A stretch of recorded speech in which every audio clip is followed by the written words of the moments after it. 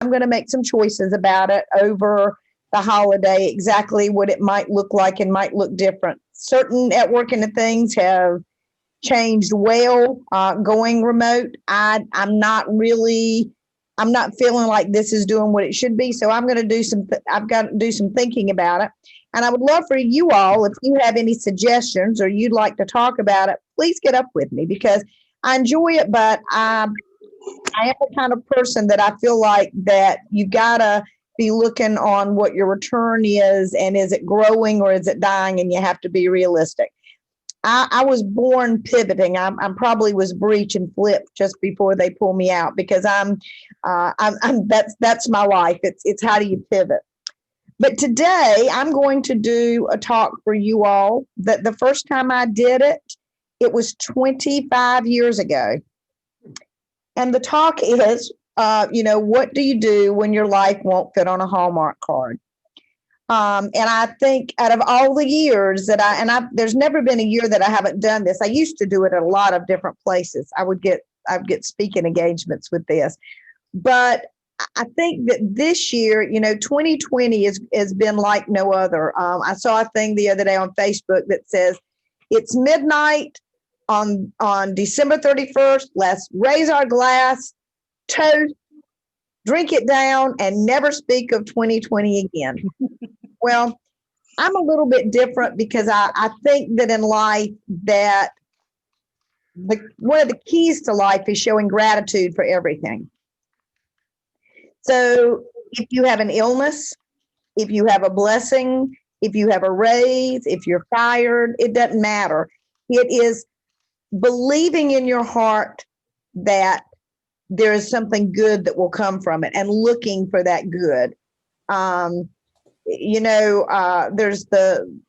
There's a story in Learned Optimism that I'm sure you've all heard about. There were twin boys, and one little boy was totally pessimistic. I always thought he was crying all the time because everything was going to go wrong. And one was just optimistic. Also, they took them to a psychologist, and the psychologist said, "Oh yeah, they're both very sick, and we've got to fix this."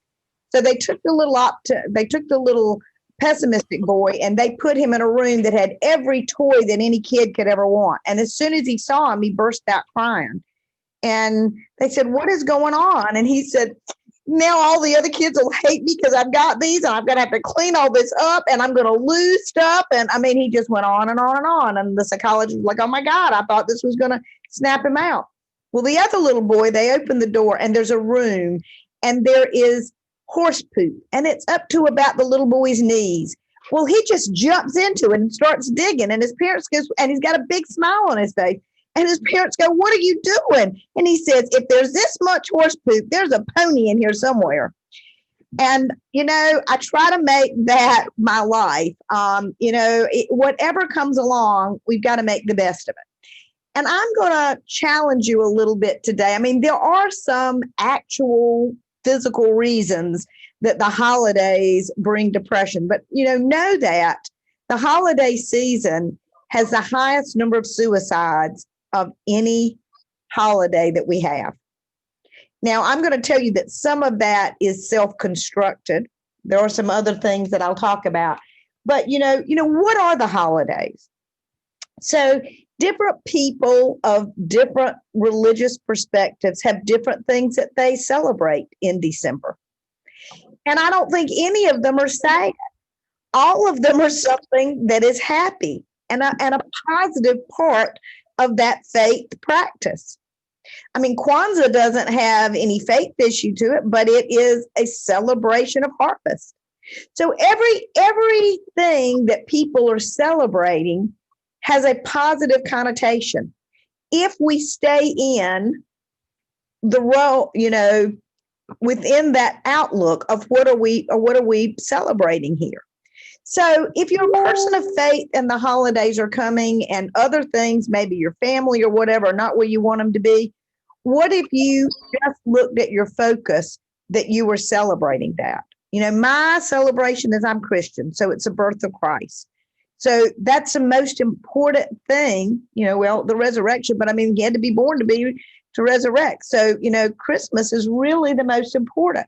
So whatever it is, I mean, the days of Hanukkah. My youngest son, when he was in kindergarten, I went and I read a different story every day about different faith practices to the kindergarten group because I wanted them to learn that there were other things that people were doing. And he came home after the day that I'd read about Hanukkah, and he said, I'm going to become Jewish because they get a gift every single day, and I think I'm being ripped off. So, and then when his best friend has his bar mitzvah, he told me, he said, Mom, I totally should have rethought that thing. So, if you stay in that, that's what the holidays are that we are celebrating.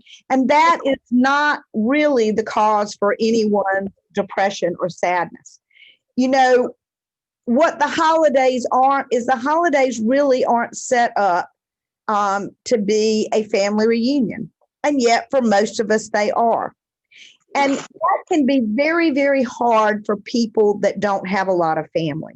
And in this day and age, people move all over the planet. I've got a son who's in American Samoa who I've not had or been able to see at Christmas for 3 years. And that is one of my kids are spread all over. I've got a daughter in Georgia. I've got 2 at the coast, 2 different places an hour apart at the coast. So my family's all over the place. It's not like where I grew up, where my grandmother was next door and my other grandfather lived behind us and my aunt and uncle were across the street and there were aunts down the way and uncles down the other way. I mean, we don't live in that kind of world. So if we envision Christmas as being a family reunion, particularly this year, we may be very, very disappointed because it's my belief that unless something miraculous happens, and I do believe in miracles, but unless something miraculous happens, we're going to be in a lot worse spot 3 weeks from now than we are right now. Mm-hmm. And so gathering indoors with people is probably not going to be an option. It may not even be a real good option to gather outdoors at that point. Not to mention, who knows what the weather's going to be. You're a month down the line from Thanksgiving, so it can be a lot colder. So, it's not a time of family reunion. So if the issue is that you don't have family, I want to encourage people to think about what family is. And some of you may wince at this a little, particularly if you have one of those wonderful families that's never been hit by mental illness or substance abuse or any kind of bad things, and everybody's loving and supportive. But I will tell you, in my work as a therapist for 25 years, that is the very small convention, those families that are all intact and very happy. There's a lot more of the broken ones. So sometimes the only thing that people share with people that should be family is genetic, and that can be very, very hard to feel. In fact, I honestly believe that people who don't have families because people have cut them off or there's been arguments and these things that tear people apart, I think those people struggle more than the people that they're an only child and their parents died and there isn't anybody else. And, all you got to do is turn on the TV. And I guess I'm going to really pick on Hallmark today. But, one of the things, and this was a part of this presentation 25 years ago, on a Hallmark show, there is no problem that cannot be solved in an hour and a half. All family members will come together. Everybody's happy, and they lived happily ever after. Well, that's a really cool fairy tale, except that fairy tales aren't real. And that's not the way life is. One of the things that I've been doing for the last 25 years is teaching people that if you didn't have the birth family you wanted, or maybe you were an only child and there's nobody, is to create a family. I really love now that people are having Friendsgiving. And don't get me wrong, I've got 5 children that I dearly love and a dad that's 85 that I think the world of, and a brother. And, my brother, my dad, and I, because I know we're all safe, we did an outdoor Thanksgiving in my backyard with everybody 10 feet apart. I mean, the family, my brother and his family, they all live in the same house. So they were together. We did it so that we could see each other because we didn't know what would happen at Christmas.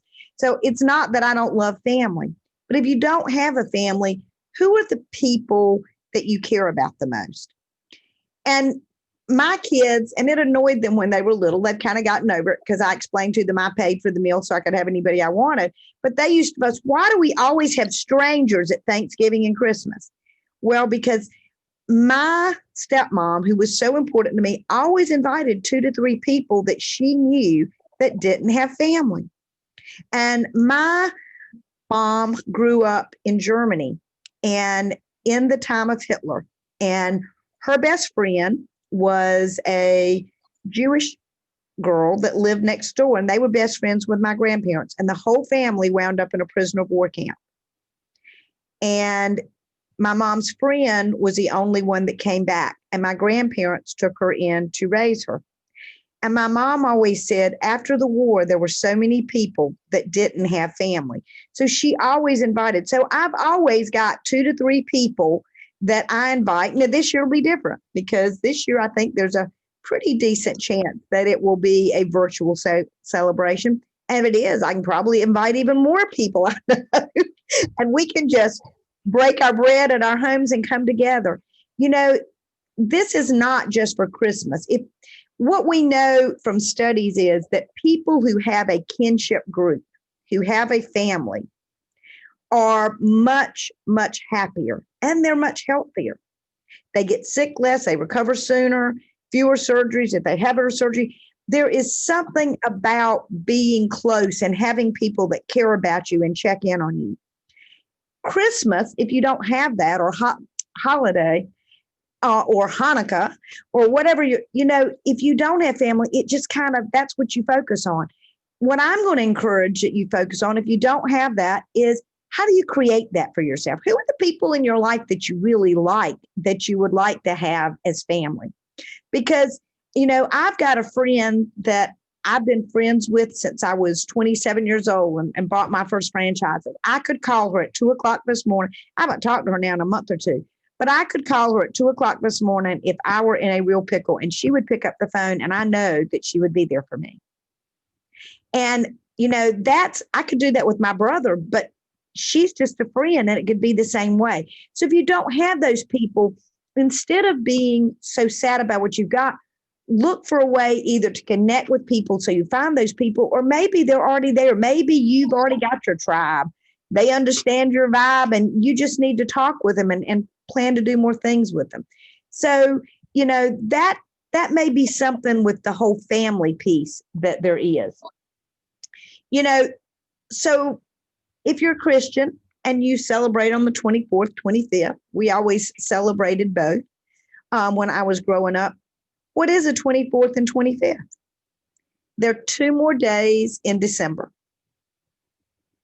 And another thing that I've taught people to do, say you haven't been able to find your tribe yet, you don't have any family around, you just treat it as 2 more days.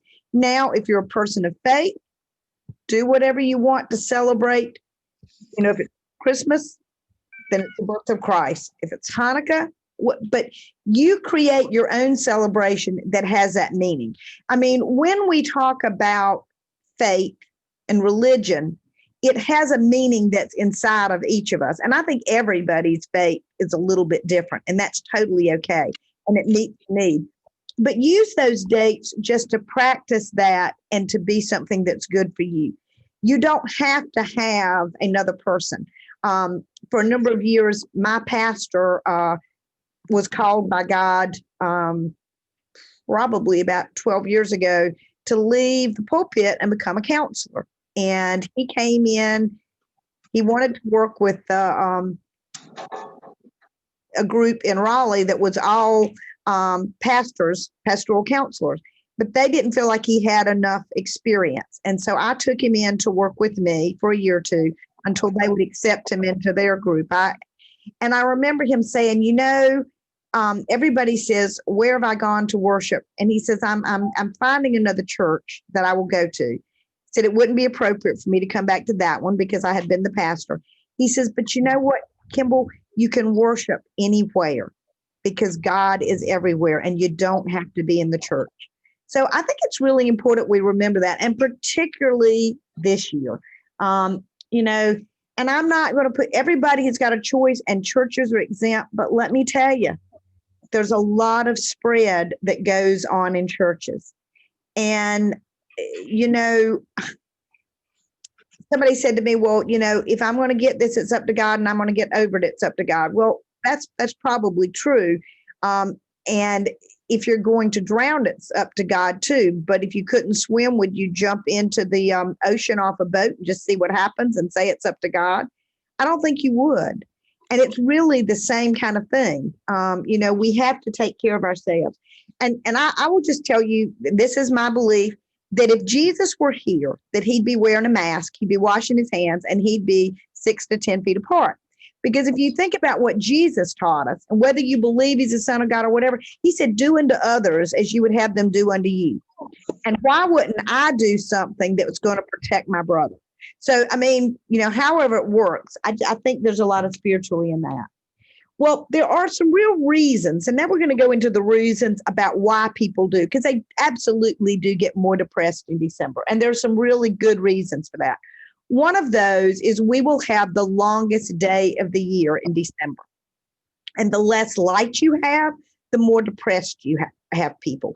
I'm sitting under a full spectrum light, and I sit under it every single day. And I even get up in the morning and go walk. Now, sometimes when I get up, mind you, I might even get back before the sun comes up. But I get outside every day. But full spectrum light, when it's absorbed into your body, it gives you energy. And when there's less light, we get more depressed. It really is a thing. If you know somebody's having that problem, getting a full spectrum light can be huge. I've never gotten depressed in December. What I get is incredibly tired. I mean, when the days start getting shorter, my energy level goes down. And I'm a high energy person. So when it starts going down, I really notice it. But light makes a huge difference. There's another thing. Everybody just about has off some work time at Thanksgiving. And then we turn around and 4 weeks later, well, there's a couple of more days off. Well, what happens when we lose days from work? Well, those of us that are entrepreneurs, oh, that's a problem. Because if we're not working, we're not getting paid. So that means in all those other days, we're running a little bit faster and a little bit harder to make up for that. When you are rushed, you tend to be stressed and you're tired. For people that do gift giving at Christmas, a lot of them are in the stores. Now, probably less of them this year, although there's a lot of people still out there. I don't know. I haven't been in stores, but I look on TV and I can see it's happening. That's stressful. It's very stressful. The idea that you've got to get a present for everybody. So I have a suggestion for that. And I didn't just make this up, so don't get on Kimball. But you think about it. Everybody's been sitting around their homes now for 9 months going like, why did I buy that? And why did I buy that? And why did I buy that? And that's really cute, but I don't like it. You can gift those things. You'd sell them at a thrift store. You'd sell them. Why not give them to somebody else that will love them? If you've got something that you think somebody would really love, and regifting's okay. People are always giving me bath bombs. And I would love to have a bath bomb, except the fact I have a house that does not have anything but 2 showers in it. And the last 2 people I gave bath bombs to that had been gifted to me went on and on. In fact, one of them, I've got to find her a bath bomb for Christmas because she called me back up. It was my niece, and she says, I want another bath bomb. That last, and I was thinking, I have no idea where that bath bomb came from. So it won't be one just like that because I didn't buy it, but I'll get another one. So, you know, there are some ways that you can do. Make something for somebody. Make cookies. Make bread. Making something. You know, it might be just I don't like gift cards. To me, there's just nothing very personal about a gift card. All of my children and grandchildren love gift cards. I never wanted to get money when I was growing up. I liked something that was a surprise or something somebody made. But, you know, there are ways that you can do. I really think that when you do something that you have done yourself, that it's a gift from the heart. And that cuts down on the busyness. Well, then there's expectations. And I've kind of talked to you about this. But all depression and anxiety comes in between these 2 points. And this is reality, and this is what we expect. And every single one of you, when you were born, got this little miniature camera. And you started making home movies of what your life was going to look like. And when we get upset is when the reality and the home movie don't connect. Well, it's always a problem in the holidays because, again, if you watch any of those Hallmark shows, you've set the bar somewhere up here, and most of us live down here, so there's a huge one. But this year we're in the middle of a pandemic, and there are so many people who have lost family members, and I know a number of us in here know someone in one of our networking groups that lost both parents and a cousin. There has been so much loss in this year. And there is so much loss. I mean, for one thing, people just like to travel. I mean, my son, who's in American Samoa, was kind of hoping that his replacement would work out so that he'd be home this year. Now I'm not even sure he's going to get off American Samoa in February, because it's a really good likelihood that they won't have opened up the borders by then, that their borders will have been shut down. In March, it'll be a year. But if things don't turn around, they can't do it. So we've got to manage our expectations and, and have acceptance that it's okay. It's okay that things not be perfect. I always tell people that the whole reasons that the gods came to earth, like Zeus and all of them, was because being perfect was really boring. And humans are so imperfect that coming down here, they just had a blast because we're going to screw it up and they get a good laugh. So try to manage those expectations. This year, if I haven't lost a family member to the virus, I'm going to be extraordinarily grateful. And I think that is something. So it really is managing. Set your expectations for something. If you've lost somebody, be so happy that you still have the people that you have.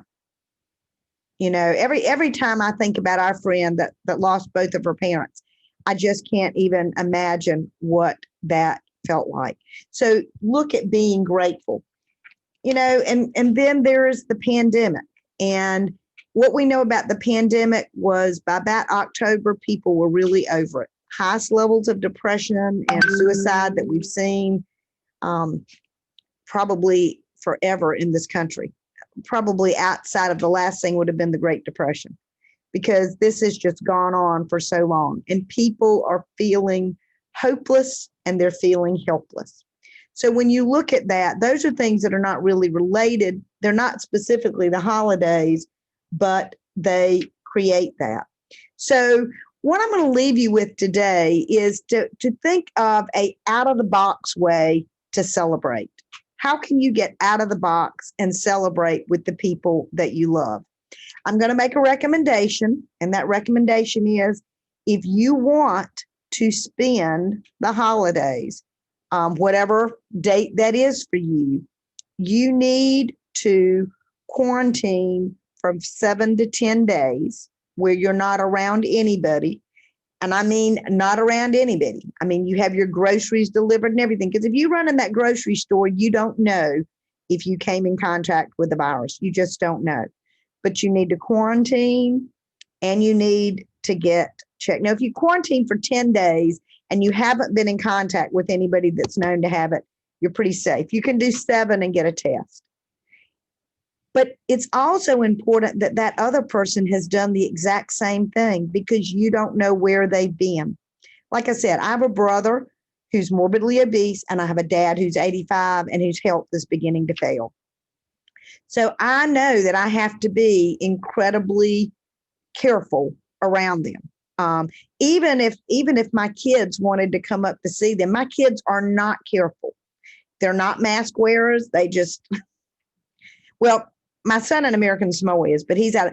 The others, they just don't believe it's going to happen to them. Well, I love them to death, and I don't get in any fights with them because it won't do anything but cause family strife. But I am wouldn't even think about them having near my dad or my brother. Because, I mean, think about how, I mean, I've watched some of these families on TV. Jessica's family wasn't like that. They were trying to do the right thing, but after things got bad and people continued to have family get-togethers, and there've been weddings. There was one wedding where there was 30 people that got critically ill, and like 5 or 6 of the people died. I mean, that would be something that you would carry with you to whatever your holiday celebration is forever. So I'm going I'm going to really say, I want you to be careful. Create something that'll be fun. Have a virtual Christmas.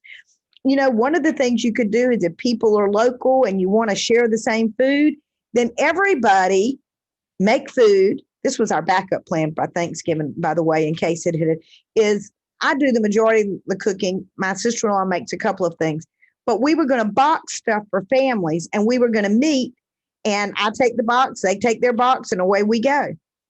And then we were going to go back home and we were going to go on Zoom and we were going to chat and have our Christmas virtually. I mean, think of the positives if your family is all spread out like mine is, of being able to have everybody together, because, you know, they get married and they've got another family that they're trying to, you know, so there's some real positives for having it virtually. But make your plan. If you know you're going to be alone, what are you going to do those days? How are you going to normalize that? Have a plan and follow it. You know, just because your life doesn't fit on a Hallmark card doesn't mean it's not a wonderful life, that it's not a life that's filled with gratitude.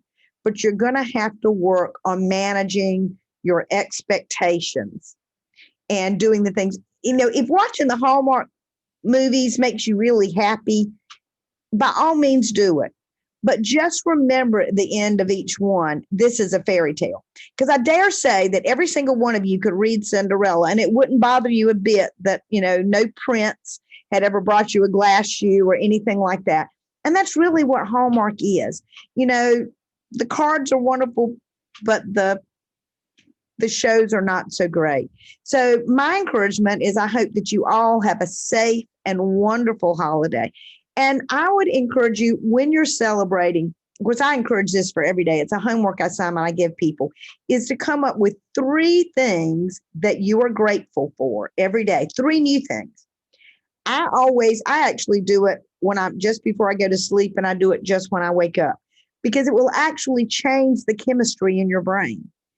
If you go to sleep after just giving thanks for 3 things that happened in that day, the chemicals in your brain will change, and the quality of your dreams and all of that will also change.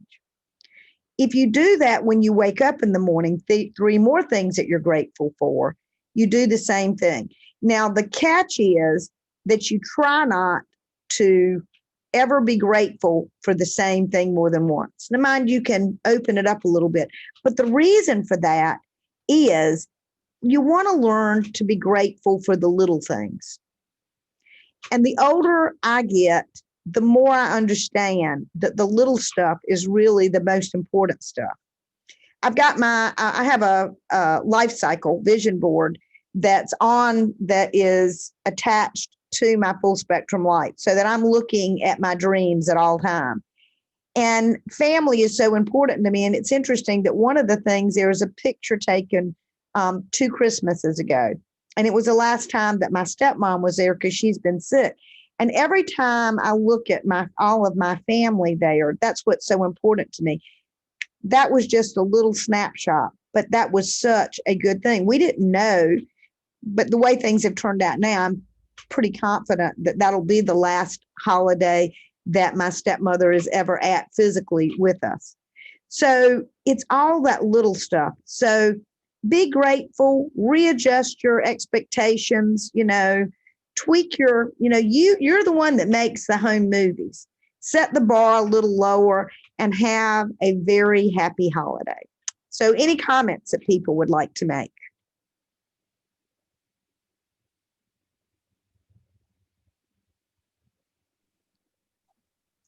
Very interesting, Kimball. And very